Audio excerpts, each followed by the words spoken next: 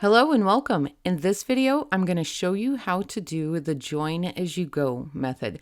This is one of my favorite ways to join granny squares because I really like the look of it. And overall, it's actually pretty easy to do. This is what the front side of it looks like. And then this is what the back side of it looks like. There's lots of different ways that you can join squares. I just typically prefer this one. Like I said, it is easier. And I think at the end of the day, it looks a lot nicer. Okay, so I have these two sunburst granny squares here and I want to join them. I have the first square completely finished. Now I have my second one and I've started my first side and I have it worked up to my second corner. So I need to start the first half of my second corner before I can start joining the two squares. So I'm going to do this first treble cluster and then I will show you how to start joining it to your square. Okay, so my first treble cluster is done. Now I need to chain one and I can grab my second square and I'm going to lay it down here on the table and I need to work in that chain three space of that finished granny square. So I'm going to put my hook in there and then I'm going to yarn over and just pull through with a slip stitch. That actually counts as my chain 2 out of 3. And then I can chain another one. So now I have chain 3 and then I can finish the second leg of my second treble cluster.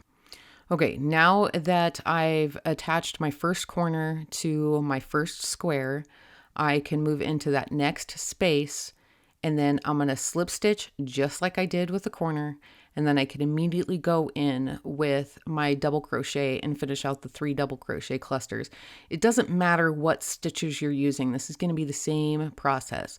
So moving on to the next space of my finished square, I'm going to slip stitch to join my unfinished square.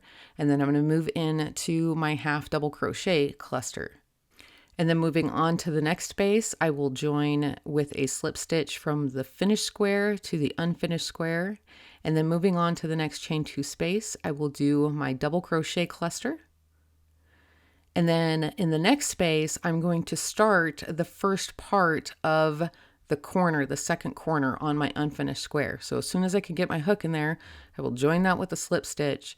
And then I'm going to start my treble crochet, although in my head, I'm starting a double crochet, but I'm going to start my treble crochet and I'm going to work the first 3 of that treble crochet. So there was 1, now this is number 2, and now number 3,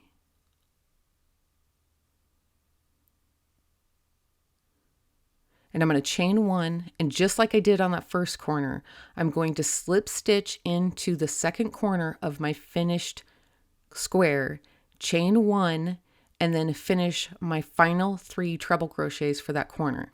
And that's it. That's all there is to joining them. It's really that easy. At this point, you're just going to continue to work around your square until it's finished.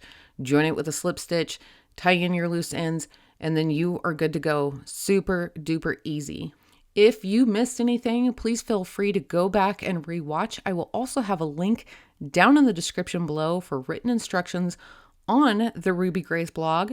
Thanks so much for stopping by. Love your face.